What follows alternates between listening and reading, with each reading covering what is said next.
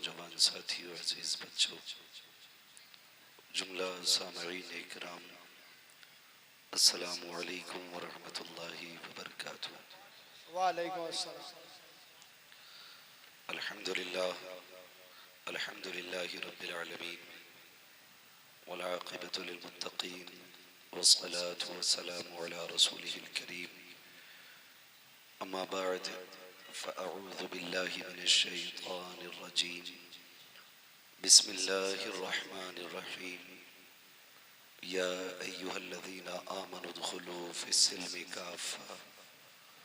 आमन्तु बिल्लाहि सदक़ल्लाहु मौलानल अज़ीम व सदक़ रसूलुहुन नबियुल उम्मियुल मुतीउल मुबीनुल मुईनुल करीम व नहनु अला ज़ालिका लमिनश शाहिदीन वश्शाकिरीन वल्हम्दुलिल्लाहि रब्बिल आलमीन। या खुदा बहरे जनाबे मुस्तफ़ा इमदाद कुन, या रसूल अल्लाह अज़ बहरे खुदा इमदाद कुन, या शहीद करबला, या दाफ़िए करबो भला, गुल्लुख़ा शहज़ादे गुलगू क़बा इमदाद कुन। गौसे आज़म बमने बेसर सामा मददे, क़िबले दी मददे कअबे ईमा मददे, बगिरदा बे बला उफ्ताद कश्ती मदद कुन मदद कुन मदद कुन। या मुईन अद्दीन चिश्ती क़ादरी यमना अलैहि, या गौसे आज़म मीज़नम दमज़ शेख अहमद रज़ा ख़ान क़ुत्ब आलम मीज़नम, बलगल उला बिकमालिही कशफ़त तुजा बिजमालिही, हसूनत जमीउ ख़िसालिही, सल्लु अलैहि व आलिही।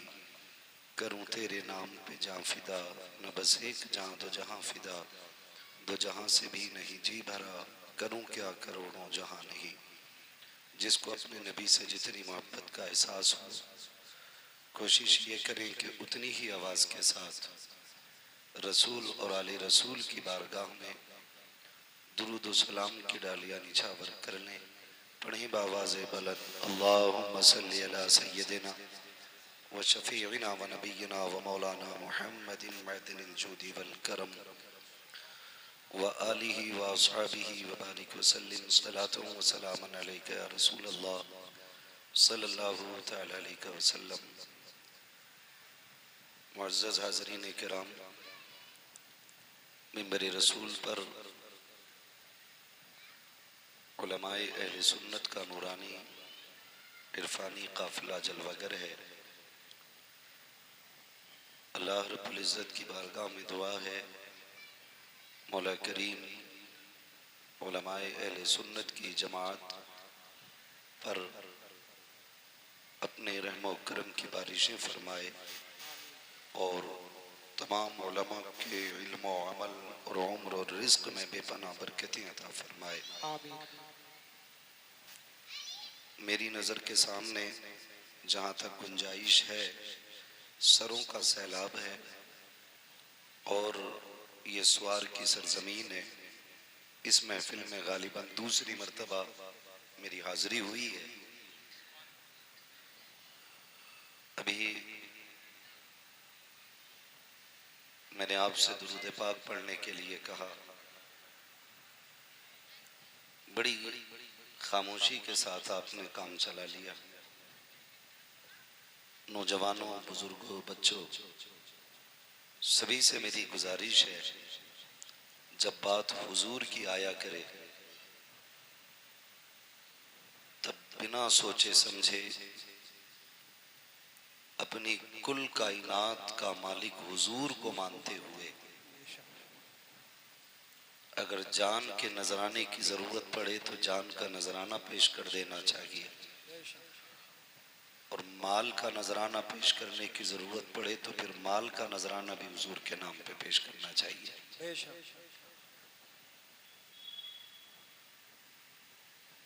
मैं आपसे सिर्फ इतना पूछना चाहता हूँ, जो आपसे दुरूद पाक पढ़ने के लिए कहा गया, वो कौन सी चीज थी जिसने आपको दुरूद पाक पढ़ने नहीं दिया? क्या किसी ने पाबंदी लगा रखी है? बोले, पाबंदी थी कोई, या हमारे गलों में आवाजें नहीं थी? तीसरी बात, या हमें दुरूद याद नहीं है? इन तीनों बातों में से कोई एक बात तो होगी। जिस वजह से आप खामोश रहे। अगर आप पाबंदी की बात करें तो जहां पे हमें बोलने के लिए मना किया गया है, दुनियावी बातें जहां करने की इजाजत नहीं, जहां बैठ करके हमें चुप रह करके अल्लाह और उसके रसूल के तज़किरे की सिर्फ इजाजत है। आप समझ गए होंगे कि मैं बात मस्जिद की कर रहा हूं। हमारी कौम जब मस्जिद में जाके बैठती है तो हजार छुपाने पे चुप नहीं होती है, और जब जलसों की महफिल में आके बैठ जाते हैं तो फिर हजार कहने पे बोलने तैयार नहीं होते हम लोग। नौजवानों, अगर आपकी आवाज हुजूर के दुरूद के काम नहीं आ सकती तो फिर क्या करोगे इन गलों का और इन आवाजों का? क्या जरूरत है ऐसी सांसों की जिसमें हुजूर के दुरूद की मोतियां ना हो? और अगर तुम्हारा भी ये नजरिया है जो मेरे इमाम ने कहा था, जमीनो जमा तुम्हारे लिए, मकीनो मकान तुम्हारे लिए, चुनीनो चुना तुम्हारे लिए, बने दो जहां तुम्हारे लिए, दहन में जमा तुम्हारे लिए, बदन में ग़िज़ा तुम्हारे लिए, हम आए यहाँ तुम्हारे लिए, उठे भी वहां, जोर से उठे भी वहां, और जोर से उठे भी वहां तुम्हारे लिए। कभी तो जलसे में इतनी जोर से आवाज खर्च कर लिया करो कि अगर गला बैठ जाए और सुबह कोई ये पूछ ले आपसे कि आवाज का क्या हुआ, तो कम से कम इशारे ही से सही ये तो कह के आ जाओ, आवाजों का नजराना मदीने वाले को दे के आ रहे। क्या बात है, सुभान अल्लाह। कम से कम इतना तो होना चाहिए। लेकिन बड़े अफसोस के साथ मैं एक बात कहूं, कहीं ना कहीं आज जो हम दरूद पढ़ने में कंजूसी करते हैं या सुस्ती बरतते हैं, इसके जिम्मेदार भी हम ही लोग हैं। क्या बात। इसकी जिम्मेदारी आप आरएसएस को नहीं दे सकते, बजरंग दल को नहीं दे सकते, शिवसेना को नहीं दे सकते, किसी एक मखसूस जमात को नहीं दे सकते, किसी तंजीम को नहीं दे सकते। इसकी जिम्मेदारी मैं अगर दूंगा तो माँ बाप को दूंगा। बेशक, क्या बात। इसलिए कि बचपन से उन्होंने बच्चों को दुरूद का आदी नहीं बनाया। ये सबसे बड़ी कमी हमारी रही। हमारे घरों में पैदा होने वाला बच्चा किस्मत से मुसलमान होता है, मुकद्दर से हुजूर का आशिक हो जाता है, लेकिन नसीब यहां तक नहीं लाता कि वो हुजूर पे दुरूद पढ़ने का आदी भी हो जाए। क्यों? बहुत पहले एक बड़े साइंसदान ने एक तहकीक की थी कि इंसान जो बोलना सीखता है वो दाएं बाएं के लोगों से गुफ्तगू सुन के बोलना सीखता है। अगर किसी शख्स को पैदा होने के बाद किसी ऐसे मकान में बंद कर दिया जाए जहां किसी के बोलने की आवाज ना जाती हो, तो उसने कहा था अगर ये 100 साल का भी हो जाएगा तो गूंगा ही रहेगा। अगर 100 साल का भी हो जाएगा तो गूंगा रहेगा। 100 साल का भी हो जाएगा तो गूंगा ही रहेगा। यानी कि अगर वो बोलना चाहता है तो उसे अहले ज़बान में रहना पड़ेगा। ज़बान अच्छी करनी है तो अहले अदब में रहना पड़ेगा। अगर उसकी बोली अच्छी चाहते हो तो अच्छी ज़बान वालों के बीच में उसको रखो ताकि उसकी ज़बान अच्छी हो जाए। अब यही रुक के मैं एक बात कहना चाहता हूं, मैंने बिला वजह माँ बाप को इसका जिम्मेदार नहीं ठहराया। कहीं ना कहीं हमसे चूक हुई है। हमारे बच्चे घर में पैदा होने के बाद 5 के नोट को भी पसंद करने लग जाते हैं, 10 के नोट से भी प्यार उन्हें हो जाता है, 100 का नोट भी उन्हें प्यारा हो जाता है, क्योंकि वो माँ बाप को पैसे संभालते हुए देखते हैं। 1 रुपया अगर गिर जाए बाप तोड़ के उठाता है, बच्चा देख लेता है।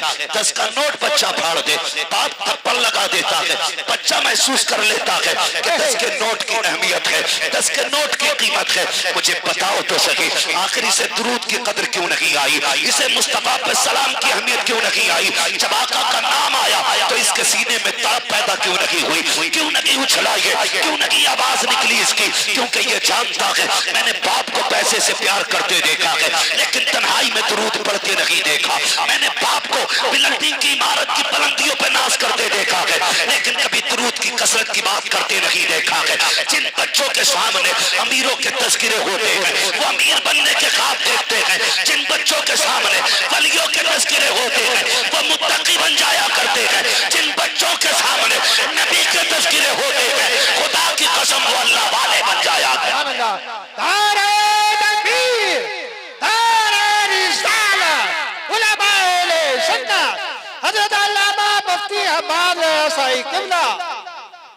मुझे खुद बताओ, आज हर घर की कहानी है, घर के अंदर बंदे 5 है कारी साहब, तो मोबाइल 10 तो होंगे,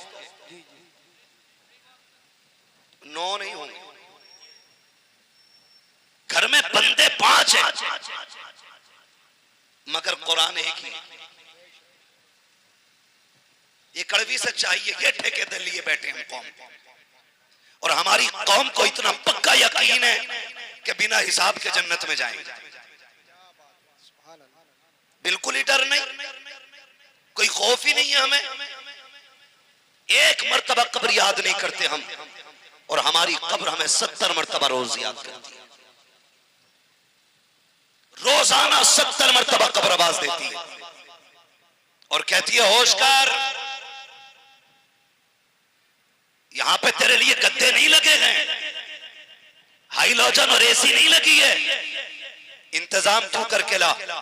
मैं अंधेरे का घर हूं, मैं कीड़ों का घर हूं, मैं सांप बिच्छुओं का ठिकाना हूं, तैयारी करके आ। कब्र बता तैयारी कैसे करेगी, का बड़े अच्छे अच्छों के मैंने नशे उतार दिए हैं, बड़े अच्छे अच्छों के मैंने नशे ढीले कर दिए, जो ये समझते थे सामने किसी का कदम नहीं टिकता, मेरे अंदर आए हैं तो मैंने होश ठिकाने लगा दिए हैं, मेरे अंधेरे से बड़े बड़ों के पसीने छूट जाते हैं, तैयारी करके आ। बता क्या तैयारी करके लाए, कब्र कहती है सूरह यासीन की तिलावत का आदी हो जा, सूरह रहमान पढ़ने का आदी हो जा, कुरान की तिलावत लेके आ, मेरे अंदर तेरा दिल लग जाएगा, रातों को उठ के ताज्जुद पढ़ना शुरू कर दे, मेरे अंदर तेरे लिए आने से पहले उजाला कर दिया जाए। सुभान अल्लाह, सुभान। कितनों के पास ताज्जुद की तो दौलत है, अंदाजा लगाएं। हाथ नहीं उठवाऊंगा, मैं किसी का राज नहीं खुलवाना चाहता। जब रब बंदों का राज नहीं खोलता तो फिर बंदे को क्या हक पड़ा किसी बंदे के ऐप खोले। बंदों को बंदों की पर्दापोशी करनी चाहिए, लेकिन इतना जरूर कहूंगा, क्या तैयारी है हमारे पास, क्या तैयारी है? वो तो मुकद्दर के धनी हैं हम कि हुजूर की उम्मत में पैदा हो गए। क्या बात है, सुभान अल्लाह, बहुत अच्छा। हाँ, जहां तुम बेटों की विलादत पे 2 रकात पढ़ते हो, पैसे की कसरत पे 2 रकात पढ़ते हो, तेरा काम चल जाए तो 2 रकात पढ़ता है शुक्र की। एक बार ये सोच के भी 2 रकात पढ़ लिया करके रब ने तुझे हुजूर की उम्मत में पैदा कर दिया है। बेशक, आहा क्या बात है, सुभान अल्लाह। हुजूर की उम्मत में पैदा कर दिया गया है, वरना पहली उम्मतों के हालात पढ़ें, और पढ़ नहीं सकते तो मुफ्ती साहब से आके पूछें और कहें पहली उम्मतों के हालात क्या थे। कहेंगे किसी ने नाफरमानी की तो रब ने बंदर बना दिया, किसी ने रब के हदों को तोड़ा तो अल्लाह ने जमीन फाड़ के जमीन में बढ़ा दिया, अगर किसी ने रब की नाफरमानी की तो उन पर पत्थर बरसा दिए गए, कहीं जमीन के तबके पलट दिए गए। जिन्होंने नाफरमानियां की वो बख्श रखे नहीं गए जमीन पे। आज कौन सा जुर्म ऐसा है जो हमारी कौम के अंदर नहीं है, कौन सा गुनाह ऐसा है जो हम कर नहीं रहे हैं, लेकिन बात क्या है, पत्थर क्यों नहीं गिर रहे हैं, जमीन क्यों नहीं फट रही है, चेहरे बिगाड़ करके बंदर और सुअर क्यों नहीं बनाए जा रहे हैं। तो सुन, ये तेरा कमाल नहीं है, ये तेरे अमाल नहीं है, ये एहसान मदीने वाले का है। रब ने वादा लिया है, महबूब सेकंड लगते मैं तो मिटा के रख देता, लेकिन तेरी इज्जत की कसम तेरे चेहरे को देख के भी इनके गुनाहों को बख्श देगा। बेशक, सुभान अल्लाह, सुभान अल्लाह, बहुत अच्छे। आज जो बच्चे हैं हुजूर की वजह से बचे, आज हुजूर की वजह से बचे। क्यों नहीं पढ़ाता बच्चे को दुरूद, क्यों नहीं सिखाते औलाद को हुजूर का प्यार। हमारे बच्चे 3 साल के हो जाएं, फिक्र हो जाती है, स्कूल ढूंढने निकल जाता है, इंग्लिश मीडियम चाहिए, मौलाना फीस की फिक्र नहीं है, फीस की फिक्र नहीं, एक नंबर क्वालिटी होनी चाहिए स्कूल की। 3 साल में इतनी फिक्र हो गई और तू 63 साल का हो गया, तुझे आज तक दुआए कुनूत याद नहीं हुई? क्या ये हमारी दीनदारी है, ये हमारा इस्लाम है हमारे अंदर। हमारा 5 साल का बच्चा इंग्लिश में पोयम सुना लेता है, लेकिन 5 साल के बच्चे का जो बाप 35 साल का है उसे कुरान की 10 सूरतें नहीं आती। जी, ये कड़वी सच्चाई है। हमारी कौम का सारा फोकस अगर लगाए ना, सारा फोकस लगाए तो चमक दमक पे लगाए, ये सारी रखी रह जाएगी। यार तुमने छप्पर वालों के भी जनाजे देखे होंगे, बिल्डिंगों वालों के भी जनाजे देखे होंगे। बचना कोई नहीं है, मौत सबको आनी है। और याद रखना, जब मौत का फरिश्ता आता है ना तो फिर छोड़ के नहीं जाता है, फिर छोड़ के नहीं जाता है। हैरत होती है। ये तमाम तर उलमा तशरीफ फरमाए, मैं पूरी जिम्मेदारी के साथ कहता हूं, हमारी कौम को 10 सूरतें याद नहीं, वो बच्चों को पूरा इंट्रोडक्शन इंग्लिश में बच्चा करा रहा है। अपना नाम, अब्बा का नाम, गली का पता, घर का पता। तेरे बच्चे को इंग्लिश में घर का पता याद है, लेकिन तुझे उर्दू में भी जन्नत का पता याद नहीं। क्या बात है, सुभान अल्लाह। जन्नत का पता याद नहीं। हमारी कौम जो बेहोश हुई है ना कहीं हम ही उसके जिम्मेदार हैं। कोई उठ के 500 का नोट मुझे दे, मैं कहूंगा देखो ये जन्नती जा रहा है। 1000 रुपए दे दे तो टिकट दे दूंगा यही है। इससे मतलब नहीं ये ब्याज का लेके आया है कि सूद का के हराम का, इससे कोई मतलब नहीं होता।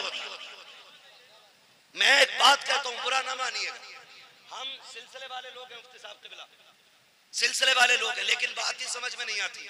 पता ही नहीं चलता, पीर मुरीद बैठे हो दोनों, तो पता ही नहीं चलता इनमें मुरीद कौन है, इनमें पीर कौन है, पता ही नहीं चलता हज़रत। अगर कोई पीर से आके कहे मेरे घर चलें, तो उसकी तरफ ना इनसे पूछ लो,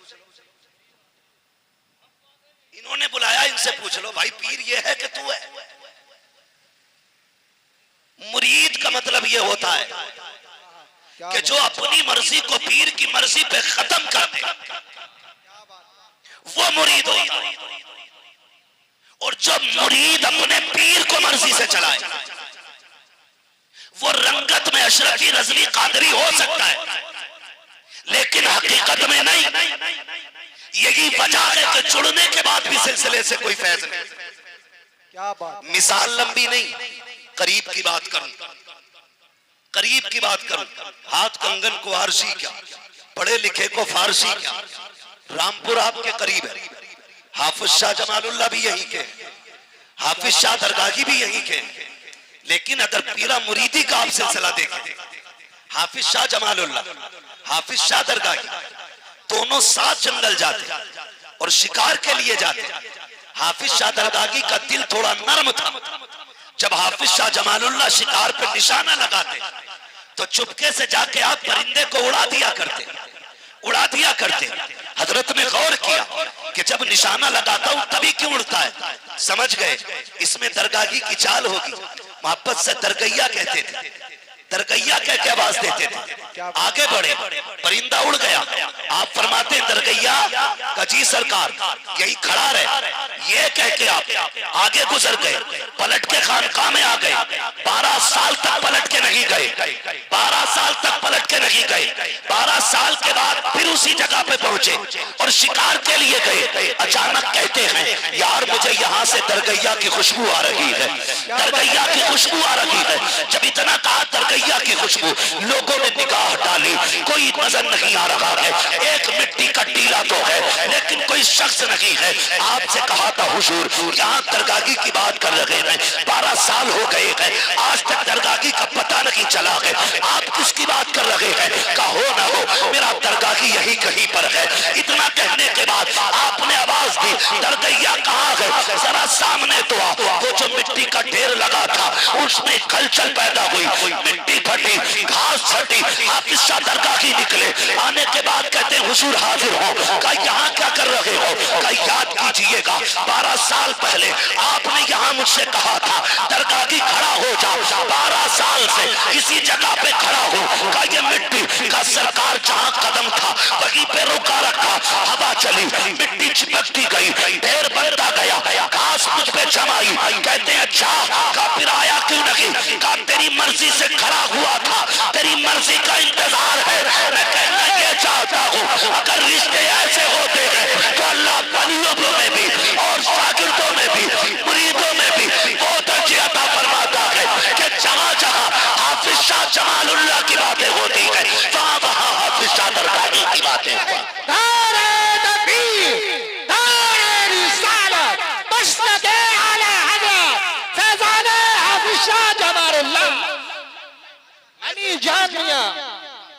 मैं तो एक बात कहता हूं आपसे और सीधी सी बात, अली जान रहमतुल्लाह ताला अलैह इनके नाम पे तुम कितनी भगोने बनाए। क्या बात है, सुभान अल्लाह।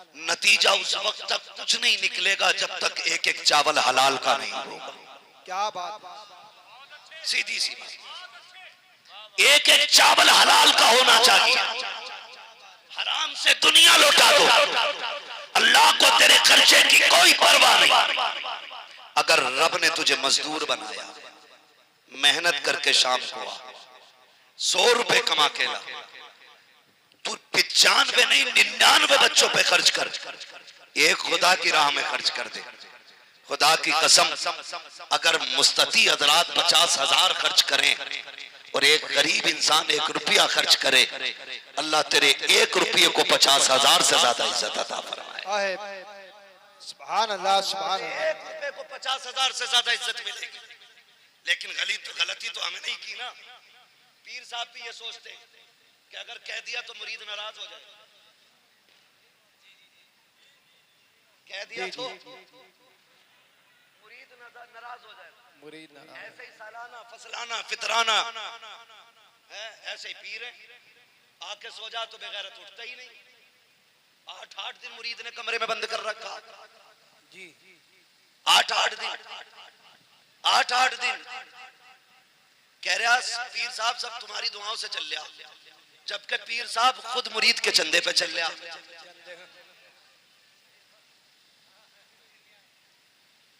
मसला है कोई यार, ये कोई समझ में आने वाली बात है। सिर्फ लेने वाले को पीर नहीं कहा जाता, देने वाले को पीर कहा जाता। बेशक, सुभान अल्लाह। देने वाले। मुझे एक बात याद आ रही है, मेरे मुर्शिदे गिरामी सैयदी सरकार ताजुश शरिया अल्लामा अख्तर रजा खां अज़हरी मियां रहमतुल्लाह ताला अलैह। पहली मिसाल तो ये दे दूं पीर कैसा होना चाहिए। मुंबई गए, मुंबई कयाम एक मुरीद के घर था, आप लेटे हुए थे, गेट के पास में हुजरा था, कमरा हजरत का आराम का। 2 बजे गेट बज गया, हजरत तभी लेटे थे, आवाज आहट आई, उठ गए। मुरीद से फरमाया देखो कौन है। वो बाहर निकला, कोई बेचारा जरूरतमंद था। उसने कहा मुझे सरकार से मिलना है। मैंने जो बात कही वो याद रखी। कुछ मुरीद पीर को अपने बाप की बपोती समझते। जब कहा मुझे हजरत से मिलना, उसने कहा जाओ जाओ सुबह आना, जाओ जाओ। समझ रहे ना आप लोग क्या कहा? सुबह आना। सारे बोले कब आना है? अभी भी कुछ लोग कंजूसी कर रहे हैं, कब आना है? सुबह आना। सुबह आना। ये कह के उसने उसको धक्का दिया, आवाज कमरे तक जा रही थी।